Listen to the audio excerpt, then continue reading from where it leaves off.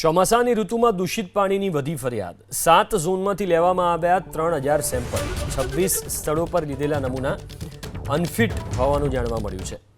ચોમાસાની ઋતુમાં દૂષિત પાણીની ફરિયાદો વધી છે અને 7 ઝોનમાંથી અલગ અલગ સેમ્પલ લેવામાં આવ્યા છે। 26 સ્થળો પર જે નમૂના લેવામાં આવ્યા એ અનફિટ જાહેર થયા છે। અમદાવાદ મ્યુનિસિપલ કોર્પોરેશનમાં હાલમાં પાણીજન્ય કેસીસ બાબતે ઝાડા ઉલટીના 196 કેસીસ, જોન્ડિસના 22 કેસીસ અને ટાઇફોઇડના 127 કેસીસ ચાલુ માસ દરમિયાન રિપોર્ટ થયેલા છે। સાથે સાથે 3000 જેટલા પાણીના સેમ્પલ જુલાઈ માસમાં લેવામાં આવેલા છે અને 20000થી પણ વધારે ક્લોરીન ટેસ્ટ કોર્પોરેશન દ્વારા કરવામાં આવેલા છે।